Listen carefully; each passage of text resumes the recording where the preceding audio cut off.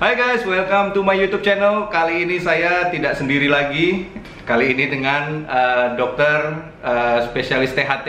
Seperti yang saya ngomongin di Twitter, itu bagaimana kalau misalnya saya ketemu dokter THT atau kamu ketemu dokter THT, kamu mau ngomongin apa? Nah, ini dia dokter THT. Kebetulan dokter Rangga ini pasien dari Rumah Sakit Mata JEC, tempat saya bekerja. Dan saat dia habis periksa, saya todong untuk buat vlog. Tapi gratis konsultasinya ya? Iya, gratis. Silakan dokter Rangga, kenalin. Ya, nama saya Rangga, saya dokter THT, saya praktek di Rumah Sakit Cipto Mangunkusumo. Kebetulan dekat dari JSC sini, makanya jadi tadi habis praktek konsul dulu di sini. Ini kita lama-lama mukanya mirip-mirip nih. Iya ya, ini versi tuanya ya kali ya. Versi bangkotannya. Oke, jadi lagi dokter Rangga di sini, kita todong, kita tanya-tanya mengenai penyakit-penyakit THT nantinya. Tapi saya ada satu pertanyaan. Pertanyaan ini yang menyangkut mungkin kamu juga sering menggunakan earphone saat lagi jalan, lagi fitness. Malah lagi fitness itu kadang-kadang bunyi lagu di gymnya kenceng, terus dia juga ngencengin volumenya ya dok ya. Nah itu efeknya ke telinga apa itu dok? Nah, kalau kelamaan? Ya, jadi kalau kita dengar earphone itu pasti kan ada bunyi yang masuk langsung ke dalam liang telinga kita. Nah, itu yang kita bilang adalah noise. Jadi itu adalah bising. Nah, noise itu sendiri kalau pajanannya cukup banyak, maksudnya cukup besar dan juga durasinya cukup lama, itu bisa menyebabkan gangguan pendengaran atau kerusakan dari saraf pendengaran.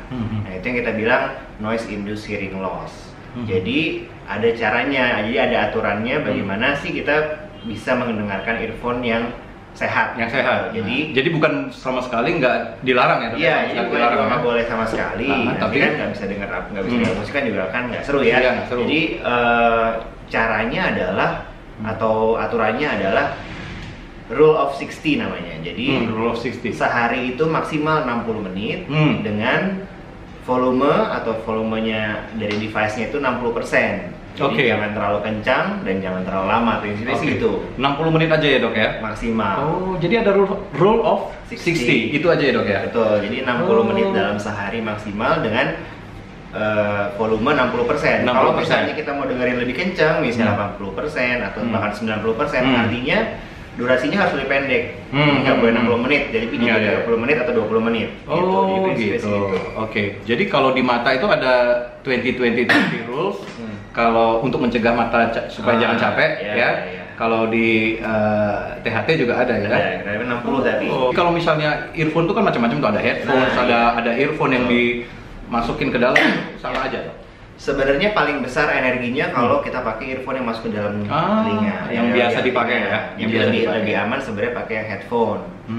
Lebih aman lagi sebenarnya kalau pakai earphone atau headphone yang punya feature noise cancelling. Karena kalau dia pakai noise cancelling, volume yang kita perlukan nggak terlalu besar. Jadi nggak perlu 60%, mungkin di 60-40 juga udah kedengeran. Jadi ini bukan cuma musik aja, tapi kalau sekarang kan banyak deh orang-orang nonton dari streaming service kayak Netflix dan lain sebagainya, itu kan kencang-kencang juga itu sama juga? Sama 60 menit juga? Sama. Jadi kalau misalnya belum habis filmnya, maafkan saya, langsung dimatikan dulu ya. Besok lanjut lagi. Baik, oke, baru tahu saya itu. Iya. Efek sampingnya dok, kalau misalnya ini ada yang langgar nih, maksudnya bodo amat. Apa kata dokter, nggak mau 60 rules, saya mau 120 rules katanya gitu. Kelamaan gitu, itu gimana dok? Jadi sebenarnya kalau efek jangka pendeknya sih mungkin nggak ada, karena kita biasanya nggak sadar. Tapi kalau kita lakukan terus menerus selama beberapa bulan, beberapa tahun, atau bahkan selama biasanya kan remaja ya gitu ya, selama mungkin 3 tahun, 4 tahun, nanti efeknya adalah tadi gangguan pendengaran saraf. Jadi nanti kita akan susah untuk komunikasi, susah untuk mendengar orang lain bicara apa. Jadi bunyi gitu dok? Atau gimana? Tinnitus? Nah, gejala awalnya dari gangguan pendengaran saraf itu biasanya ditandai dengan telinga berdenging. Jadi denging atau berdengung, itu kita bilang tinnitus. Tinnitus itu adalah bisa tinnitus itu juga macam-macam. Intinya semua bunyi yang kita dengar yang sebenarnya nggak ada itu adalah tinnitus. Kalau nada tinggi mungkin denging, kalau nada rendah jadinya seperti berdengung. Nah, itu adalah gejala awal dari gangguan pendengaran saraf. Yang lama kelamaan ngungnya itu makin kencang gitu atau betul bisa tambah kencang dan lama-lama nanti akan mengganggu komunikasi. Semoga dari kalian yang menonton YouTube ini nggak ada ya yang mengalami gitu karena pasti nggak enak banget ya dok ya. Betul. Nih gitu ya sepanjang hari gitu. Bisa jadi sepanjang hari. Gitu. Jadi ya dan itu juga untuk mengobatinya bukan hal yang gampang. Susah. Jadi bahkan ke dokter THT yang ahli sekalipun juga untuk tinnitus itu termasuk penyakit yang sulit disembuhkan, sehingga ya lebih baik mencegah daripada mengobati kalau buat ini. Iya, jangan sampai udah kejadian baru stop. Nggak ada gunanya ya dok ya? Itu udah terlambat. Terlambat ya? Iya. Wah, apanya sih ya dok yang terganggu kalau tinnitus itu? Iya, kalau tinnitus itu gangguannya kemungkinan besar ya, kita nggak bilang semua, tapi salah satu gejala dari tinnitus itu adalah menandakan adanya gangguan saraf pendengaran. Jadi yang rusak adalah rumah siput. Jadi kalau misalnya kita pernah belajar dulu di biologi waktu SMP atau SMA gitu ya, di dalam telinga itu ada namanya organ rumah siput. Nah di situ ada saraf-saraf pendengaran, dimana kalau misalnya itu dia kena noise atau bising yang keras dalam jangka yang panjang, dia akan rusak. Kalau udah rusak susah ya. Pengobatannya apa aja dok? Operasi? Apakah minum obat? Atau cuci telinga? Atau apa? Gimana dok? Nah biasanya kalau untuk pengobatannya sendiri kita ada beberapa alternatif. Yang pertama kita coba dengan obat-obatan, baik obat minum, obat suntik, atau ada juga yang beranggapan bisa diobati dengan disuntik langsung ke telinga obatnya. Ouch. Tapi itu bisa. Yang kedua adalah terapi dengan fisioterapi. Jadi kita berlatih bagaimana cara kita bisa beradaptasi sama bunyi denging itu. Jadi sebenarnya bunyi dengingnya pun nggak dihilangkan, tapi kita beradaptasi sama bunyi denging sehingga kita tidak terganggu lagi sama bunyi dengingnya. Oke, itu bunyi denging bukan ya? Bukan.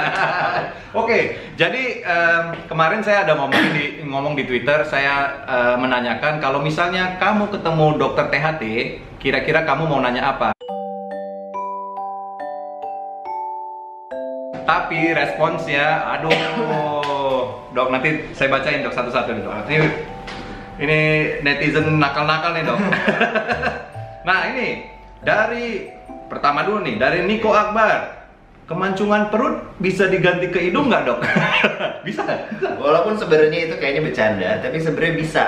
Karena kalau untuk operasi hidung, untuk kosmetik, untuk memancungkan hidung lah ya, itu kita bisa pakai graft namanya. Graft itu bisa diambil dari banyak tempat, bisa dari luar silikon atau apa, bisa juga dari dalam badan kita sendiri, misalnya dari tulang rawan dari iga, dan bisa juga ngambil dari lemak. Jadi sebenarnya kalimat itu ada benerannya juga, bisa lemak di perut kita ambil untuk kita olah untuk jadi graft untuk di hidung. Jadi kalau misalnya kalian punya pacar terus graftnya udah pasang graft di hidung, kamu bilang jangan boleh saya cium hidung kamu, tapi boleh saya cium perut kamu ya. Saya ciumnya di sini. Lemak perut. Oke. Wah ini 17 tahun nggak mau. Nggak boleh.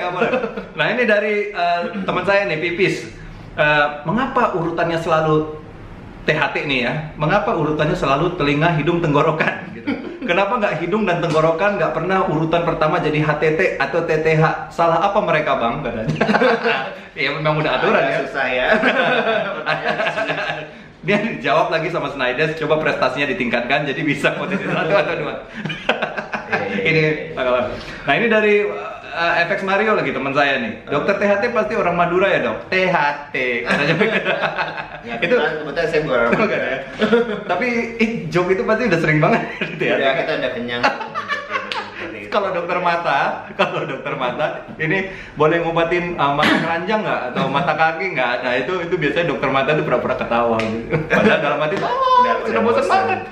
Kalau kita seringnya juga bilang ini, telinga THT itu kan kalau sekarang lengkapnya sebenarnya THT itu nggak cuma THT tapi THT-KL. Jadi ada kepala lehernya. Kepala leher. Tapi THT-KL tapi tanpa otak karena kita bukan dokter saraf, sama tanpa mata karena kita bukan dokter mata. Oh jadi THT-KL TOTM. Oh tanpa otak tanpa mata. Panjang juga ya. Nah ini dari TB Putra.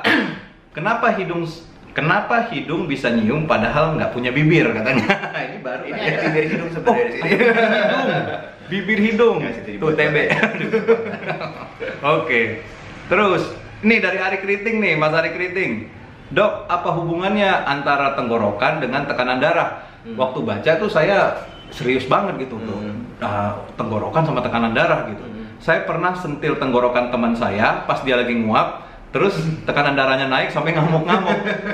Beda Mas. Ini kayak kita mainan waktu kecil ya. Iya. Lihat Superman gitu, langsung Kita emang gak enak. Gak enak banget. Ya. Bahaya nggak sih dok? Iya lah ya. Ya enggak juga ya. Sering aja tapi pakai Nah ini dari Ibu Komang Trisanti. Dok, kenapa kalau nyium wangi pasangan malah jadi tambah kangen? Iyalah. Iya ya. Masa jangan pasangan orang aja. Dok, kenapa ada orang dari Gay Sidarta nih? Dok, kenapa ada orang dia bau ketek, tapi dia nggak ngerasa bau ketek gitu. Yang ngerasa itu orang lain. Karena orang itu terbiasa sama bau ketek. Nah iya.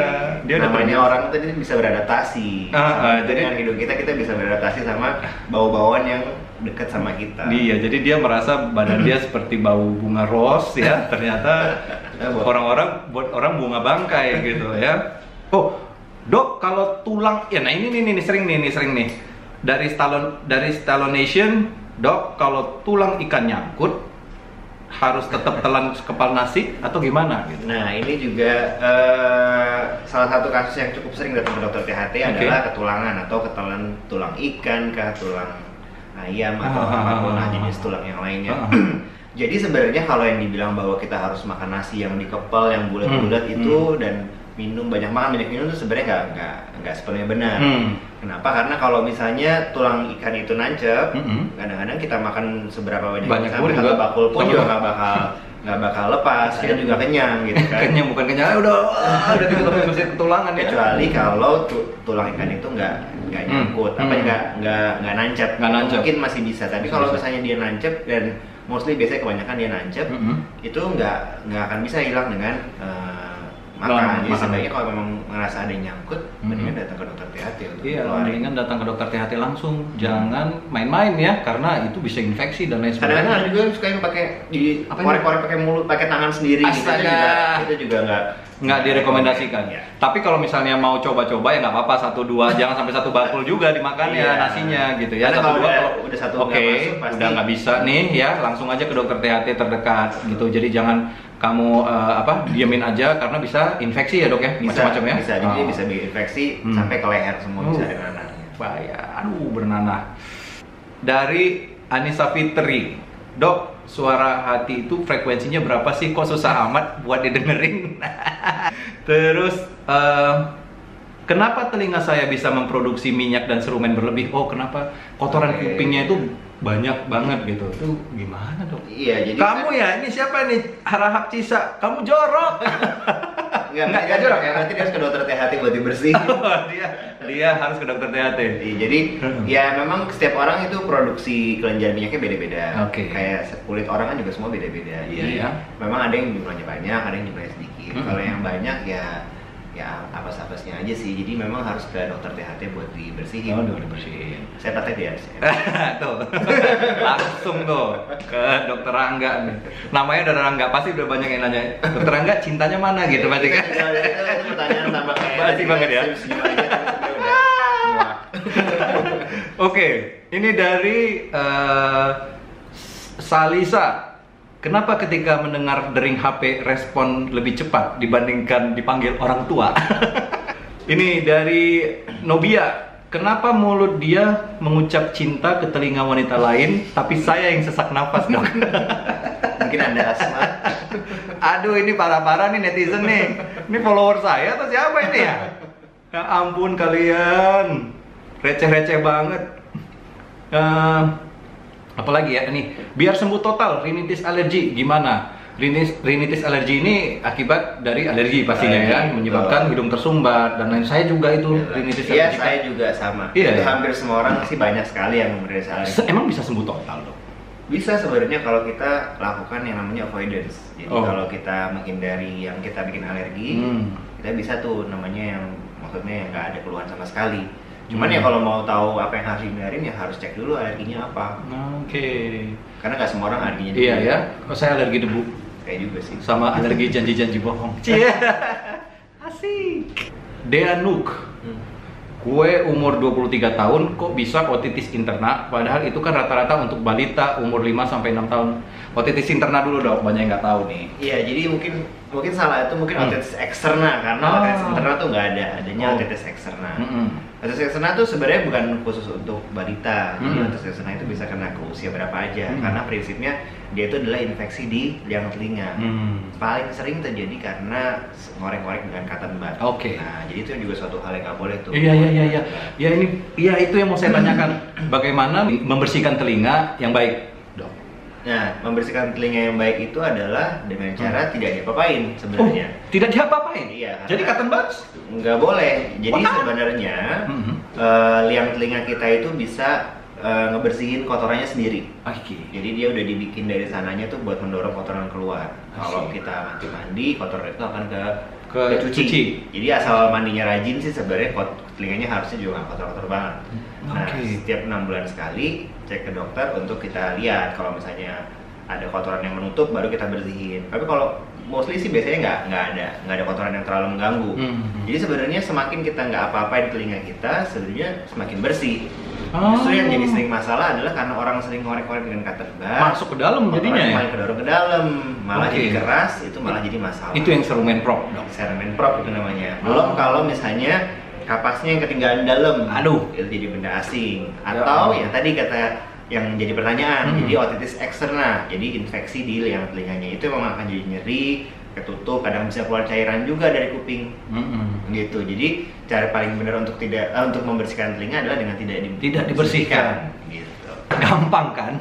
Jadi selama ini saya salah berarti ya, Dok? Jadi sebenarnya cotton bud itu memang bukan diciptakan buat untuk mengorek telinga. Jadi sebenarnya cotton bud itu dipakai buat mengoles, misalnya kayak kosmetik atau salep, atau ya pokoknya untuk jadi kayak luka digigit nyamuk. Betul. Dikasih apa gitu. Jadi sebenarnya kalau di cotton bud itu di kotaknya yang dibaca tuh ada tidak untuk dimasukkan ke dalam liang telinga. Tuh, asal dibaca sih sebenarnya tahu. Itu termasuk saya juga, saya nggak baca sama sekali. Dok, emang kalau orang yang amandelnya gede, emang orangnya jadi gampang ngantuk? Ala emang kamunya aja yang kalau orang tidur sih pasti gampang ngantuk. Tapi ini mungkin juga benar karena kalau amandel besar itu salah satu resiko untuk seseorang mengalami gangguan nafas pada saat tidur. Akhirnya pada saat tidur oksigenasi jadi kurang. Jadi pas paginya itu rasanya kayak masih tidurnya kurang, siangnya jadi gampang ngantuk, susah konsentrasi. Obstructive sleep apnea atau OSA. Ini ada benar juga sih. Iya ya, benar juga ya. Dokternya pintar banget ya.